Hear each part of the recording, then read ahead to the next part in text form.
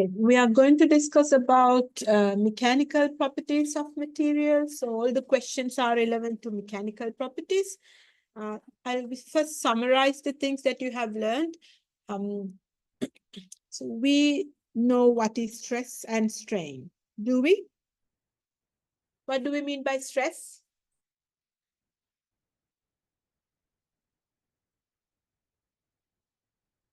Stress is force divided by the area, am I right?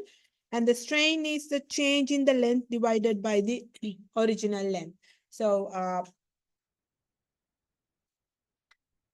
the stress can be tensile, compressive, shear, and again, strain can be related to tensile, compressive, and shear forces. And also we discuss about the Hooke's law in the practical. Do you remember that? So when you plot the stress versus the strain, you first have a linear part, which is stress proportional to the strain. Then it reaches a point called yield point, and it is going to a maximum level, and at a certain point it will fracture. So do you remember the names for these parts? We need them for the questions as well. So this part is proportional, where your stress is proportional to strain. So we can say stress is equals to a constant times the strain. So this constant, we call that the modulus of elasticity, or the Young's modulus. Am I right? That is only applicable for this particular region where you have a straight line. Then you have a yield point. What is the importance of the yield point?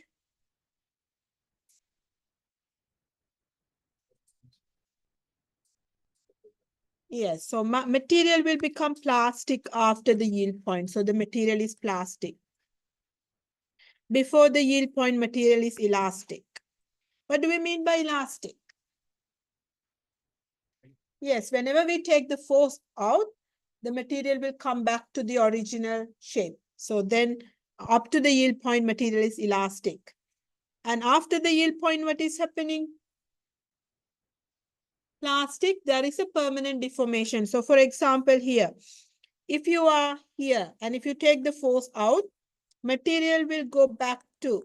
So you can draw a parallel line to this parallel line here, and this part is permanent deformation. So this change in the length divided by the original length, this strain is related to the permanent deformation, and this part here is recovered. So this is the elastic part. Is that right? And Poisson's ratio I will explain in the next slide, because we didn't discuss that in the practical, but you have done it in the lecture. And we know what is plastic deformation and the tensile properties. When we consider the tensile properties, by looking at the graph, by doing some work on the graph, we can find the yield strength. So what do we mean by yield strength? So this is your yield point. So corresponding stress, this corresponding stress, we call that the yield strength of the material. Tensile strength, or the ultimate tensile strength of material, is related to this maximum point. The maximum stress, we call that the ultimate tensile strength of the material. And ductility is how ductile your material is. If you draw a parallel line at the fracture point, this part is related to the ductility of materials.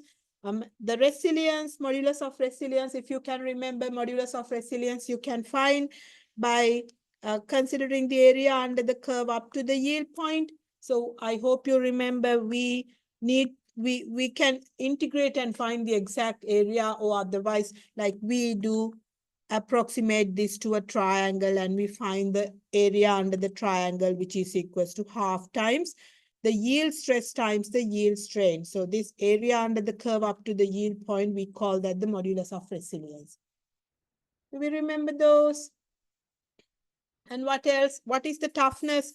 Toughness is the area under the curve up to here. So if you find this area, the whole area, that gives you the toughness of the of that particular material. So that's the summary. Do you guys have any question? Abhi, I need to discuss this, okay? I will discuss this in the next slide. Are we all good? Any question? Now let's see what is Poisson's ratio. So when we apply a tensile force, so here we have a tensile force. So when we apply a tensile force, the material is elongating. So there is a change in the length in the Z direction. So if you consider that axis as the Z direction, we have a change in the length, or length is increasing in that direction. What can you say about the diameter or the width or the diameter in the X direction? What is happening to that? Shrinking, it's getting smaller. So this strain, change in the length divided by the original length, that is in the Z direction, that is the longitudinal one. So that you can find by final length minus the initial length divided by L node. And when you consider the transverse direction that is X direction, if you consider that change in the diameter, that means the final diameter minus the initial diameter divided by the original diameter, you can find that transverse strain.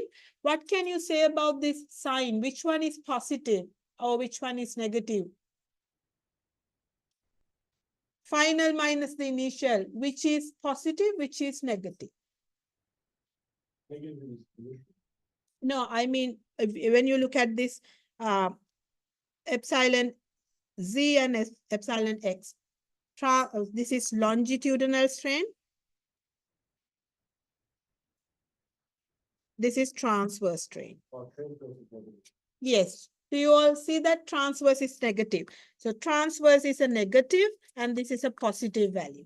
So if you take this ratio transverse to longitudinal, this part is a negative one, isn't it? Because one part is negative. So you have a negative sign in front as well.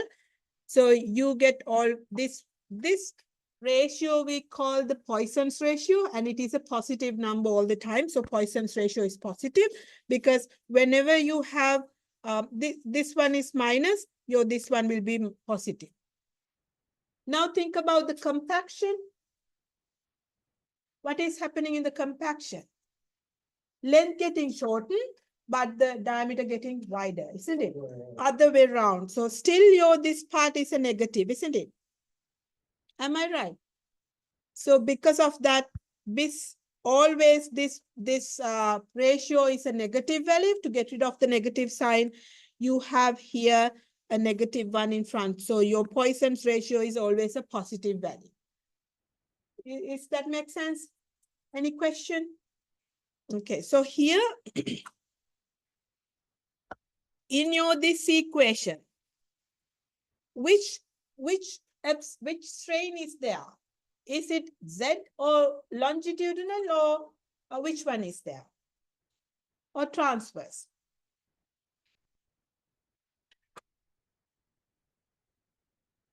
We consider change in the length, not the change in the diameter. Am I right? So in this one, you have Z, or else the longitudinal strain. In the Z direction, this one, change in the length. So this is equals to change in the length divided by the original length. Here, what you have in the Hooke's law. Is that right? Any question? No questions? So we'll move to questions now, if you don't have anything. So do you need time to write down anything, or can I move on to the questions? Yeah. Yeah.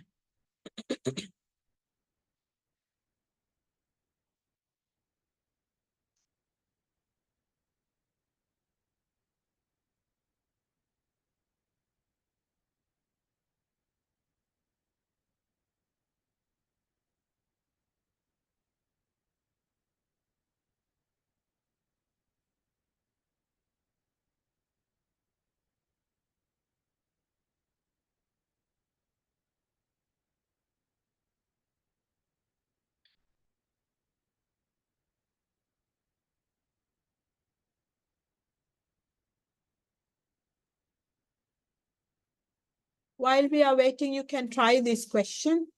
But if you need time to write down, you can write down things, okay? So you can try this, but I will go through when everyone finished writing.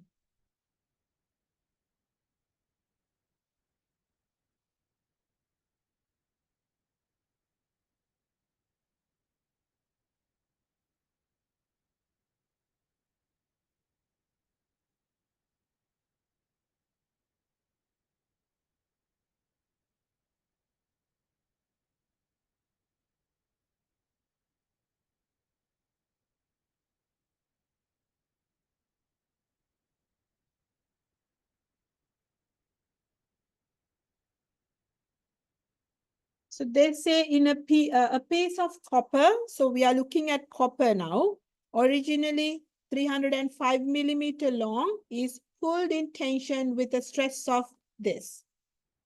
If the deformation is entirely elastic, what will be the resultant elongation? So they are asking us to find the elongation. What do we mean by elongation? That is the change in the length. We are looking at copper. So here in this table, you can use this table to find unknowns. For example, shear modulus, actually, we are not going to use for any of the questions, but the modulus of elasticity, that means the Young's modulus, we can find for different materials, and also Poisson's ratio is given. So you already know what is Poisson's ratio. Poisson's ratio is negative this divided by this. So you already know that. So E of copper, Young's modulus of copper in gigapascals is also, we can find it from the table. Now, if we write the things that we know Young's modulus, which is 110 times 10 to the 9. It is giga, so I made it to pascals, SI units. And we have the original length, which is L naught, 305. So I make it to meters again, -3 meters, -10 to the 3 meters. And the stress is given to us 276 times 10 to the 6 pascals. We need to find, can I give you a few minutes for you to, so you can use that Hooke's law equation. What was that? Sigma is equals to E times the stress. So use this equation, and I'll give you a few minutes for you to try and first find me this strain, find me the strain, okay? Find me this one. You know everything, so it's not a big deal.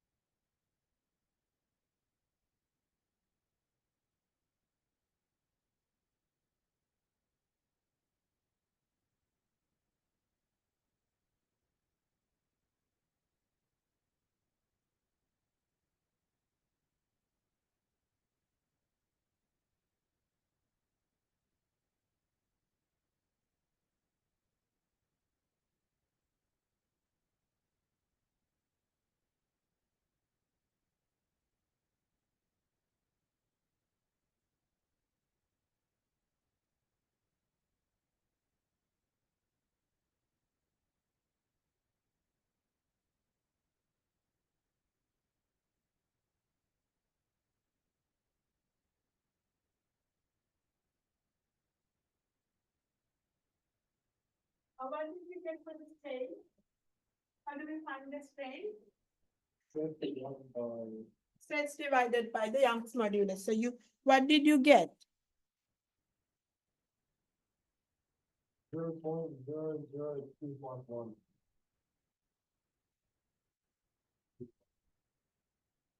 Do we all get this?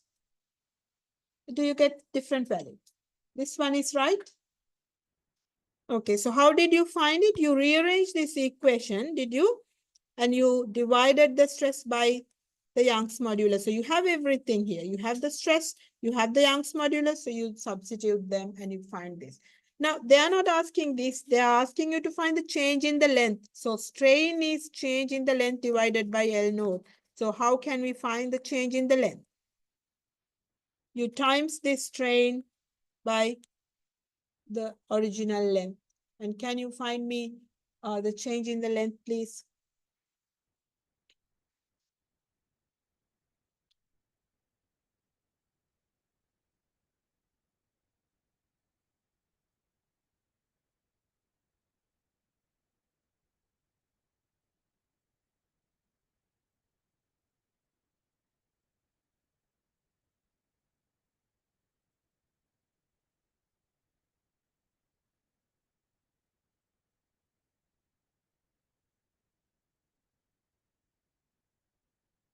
So that will be 0.00251 times.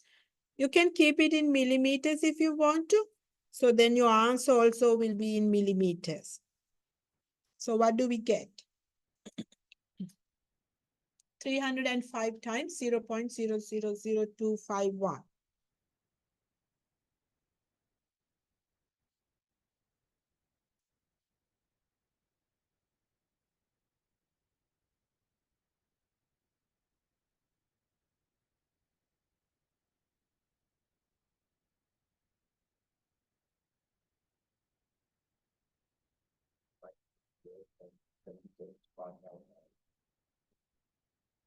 Millimeters, okay. 0.776 millimeters, is that right?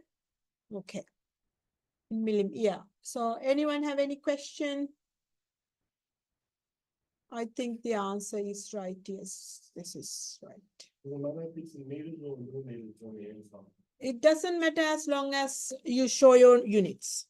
So if it is in meters, you need to show in meters. Otherwise, if the question is asking you to find in a particular unit, yes, you need to answer with that unit. Okay. So can I give you some time for you to try this one, please?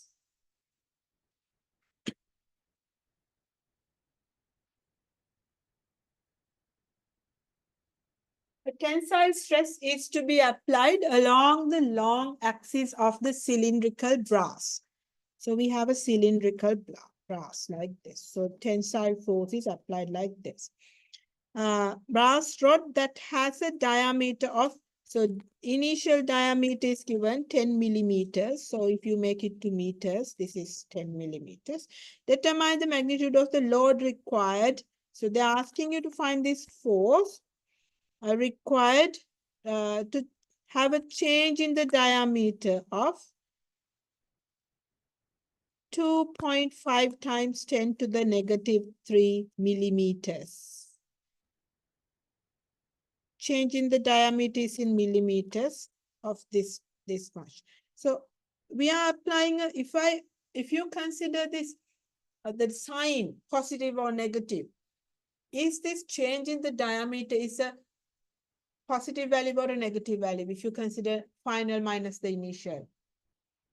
We are applying a tensile force. So diameter is shrinking. So we can say it as a negative value, isn't it? This one is negative. And this one is long axis of brass. So we need to get information from the table here for brass.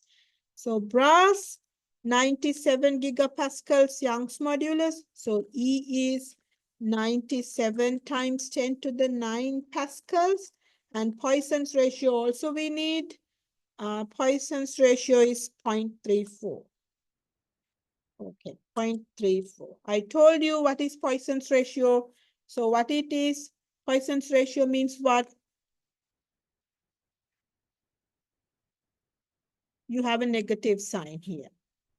Is that right? So your Z, X, Y, Z. So this is your Z direction and this is your X direction. So I already told you this is equals to change in the diameter divided by the initial diameter. And this one is equals to change in the length divided by the initial length, X and the. So you have everything that you need. They are asking us to find the F, the load, but you first find me this stress, find the stress, then we can convert it to the load or the force. Find the stress.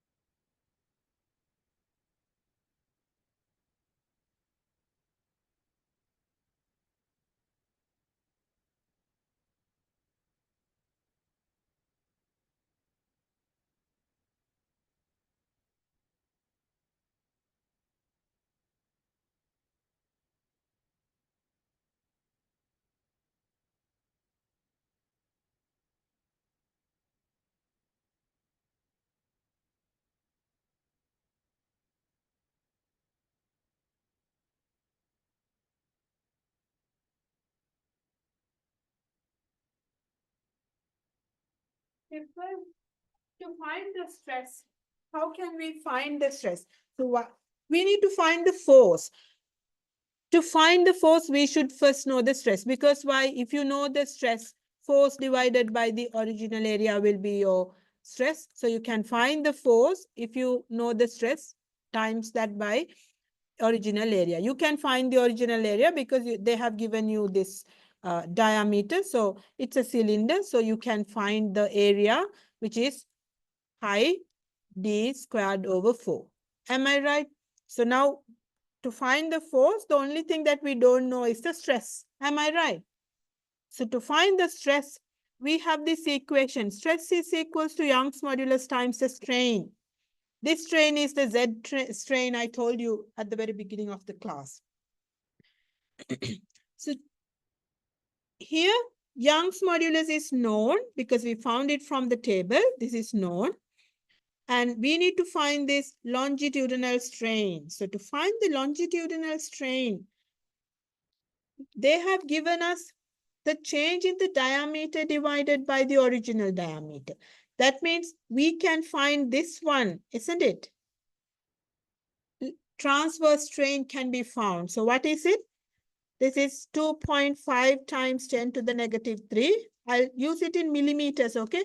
Because otherwise you need to have another 10 to the power 3 here. So you can use anything. But your 10 to the negative 3, one of them will cancel out. So this will be your transverse strain. So that is negative 0.5 times 10 to the negative 4. Is that right?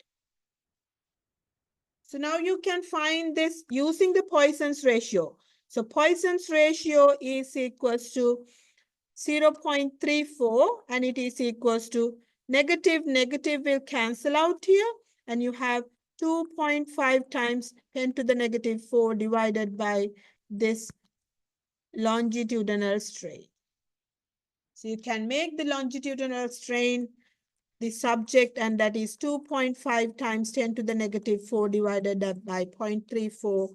And that can be used to find your stress, because now you can substitute this one here. And you already know this one. So can you find me the stress, please?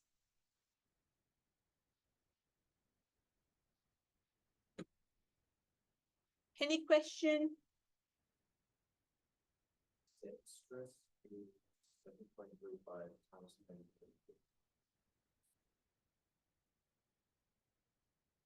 Yes. 7.35 times 10 to the negative 4. Yes. Do the calculations by yourself, okay? Because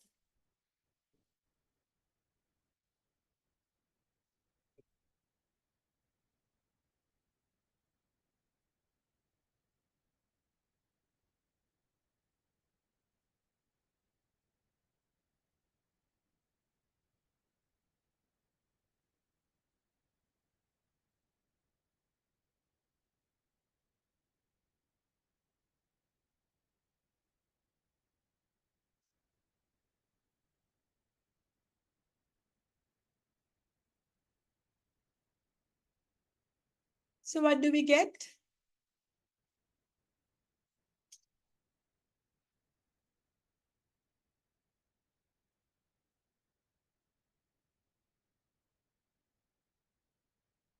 So this one here is that is 7.35 times 10 to the negative 4.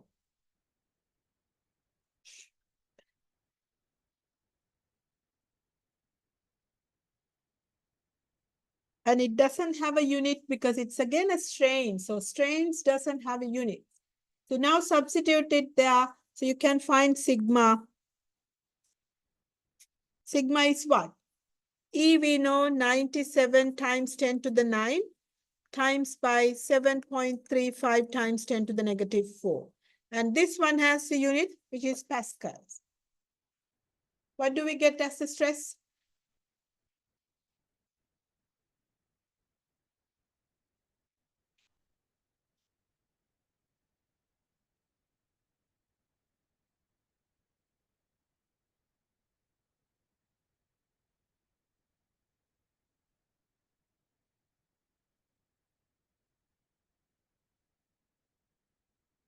7.13 times 10 to the power 7. Yes. Yeah, that's right. So 7.13 times 10 to the power 7 pascals. If you want, you can make it to megapascals. Okay, just leave it. Leave it like this. So 7.13 times 10 to the 7 pascals. Anyone got anything else? No. Are we all good up to here? Okay, now this is not what they're asking us to do. They're asking us to find the force. So if I delete all this stuff, we don't need anything of any of these anymore. So you now see the force. We can find the force if we know the area. So we need to now find the area because we know the diameter or original diameter. So use the original diameter and find the area of the circle cross section. And we know stress. So you can substitute the stress. Stress times the original area will give you the load. Area is not constant. Area is changing, but we times that by the original area to find the force.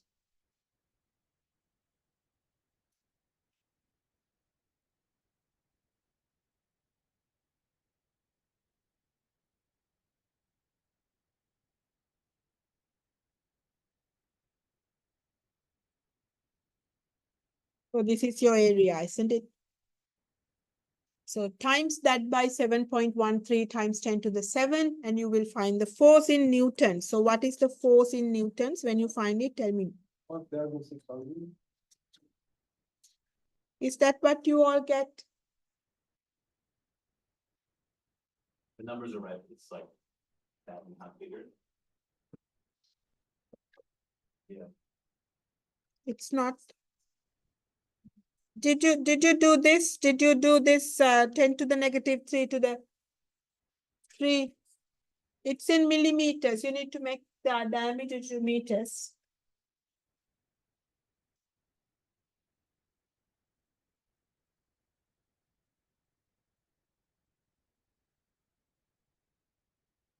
Are we good?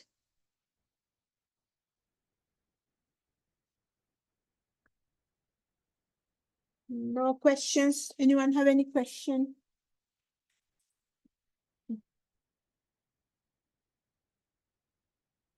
No questions? Okay, I'll move to the next one. So this will be your bonus question. But we need to start working on this now, but you are going to you're going to plot and you're going to do the working outs on the chart and you are going to submit it next week. This is the same thing that you have done in your practical, but you don't have a graph. Now you need to plot the graph. What graph you need to plot? Stress versus strain. So stress versus strain. Stress means force divided by the area. Strain means change in the length divided by the length. So in this table here, they have given you the force and the final length, isn't it? So we need to use that data and we need to find the stress. So how can we find the stress? We first need to find the, like, if you divide these numbers by the area, you will get the stress. Do you agree? So what is the area? I want you to start working on this, okay? We are going halfway today and rest by yourself. Can you find the area? What the question says? Cylindrical specimen of aluminium having a diameter of this. So this is the diameter. So if you can find the area, pi, the diameter squared divided by the 4. You can find it. And a gauge length, this is the original length. Original length is given to you. Original length is 50.8 millimeters. Pulled in tension, use the load elongation characteristic shown in the following. Okay. Can you find me the area, please? Pi D is 12.8 times 10 to the negative 3 squared over 4. We need to convert it to meters. So what do you get as the area?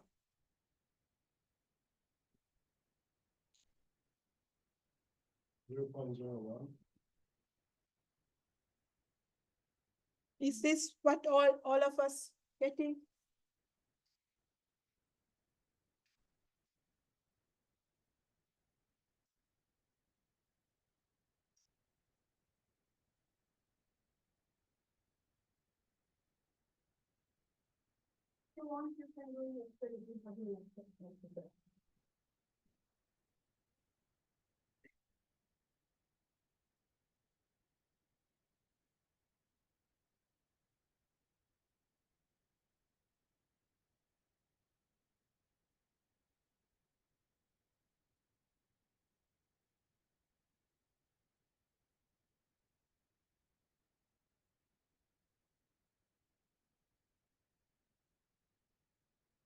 Is the area right? Is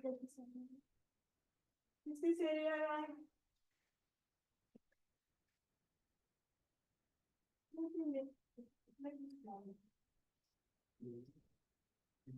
I think it's, did you do this 10 to the 3 to the power of 2? No. Yes, so yeah, it's your answer, I think, need a little bit changes. 0.000129 .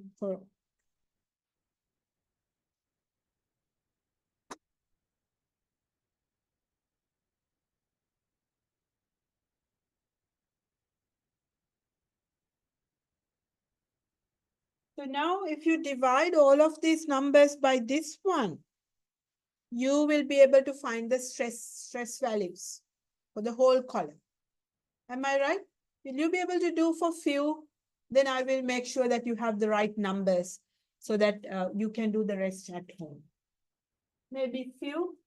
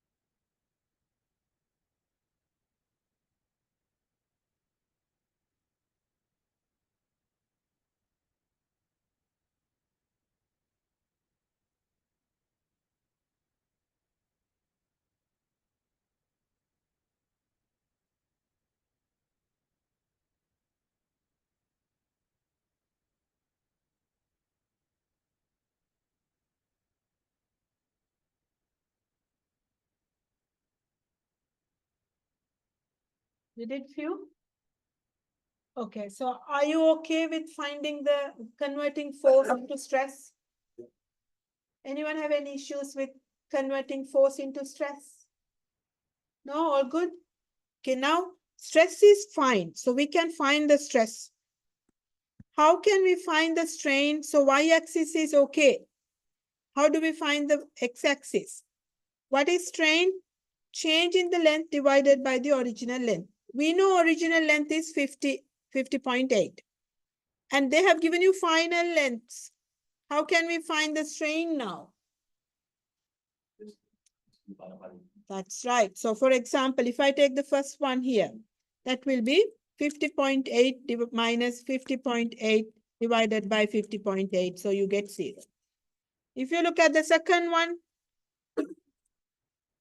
so it is 50.8 851, you minus the original length, which is initial length, which is 50.8. You divide this by 50.8 and you find that next one. Am I right? Can you do few again to make sure that we understand the process? 50.902 minus 50.8 divided by 50.8, that will give you the third reading. So we now can convert this column to strain. So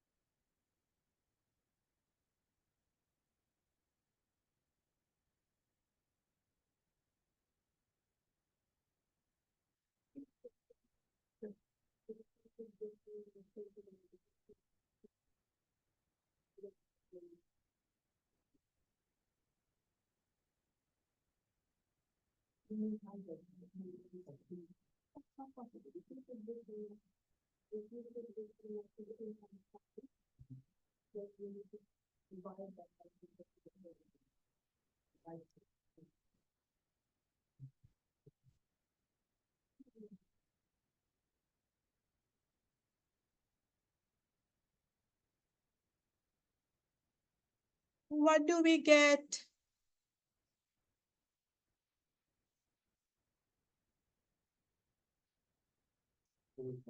Okay, so let's see. How did you go? Did you get some closer values to these ones? You don't have to look at these ones. You did the first few. Do you get these numbers? First few, the stress and the strain. Did you get these numbers? Close numbers. About the strain, I love that. Stress, why the stress is strong?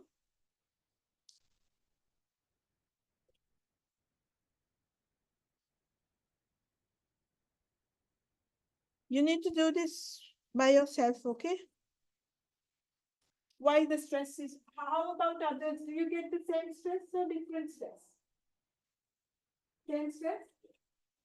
So why you don't get the same stress? What did you do?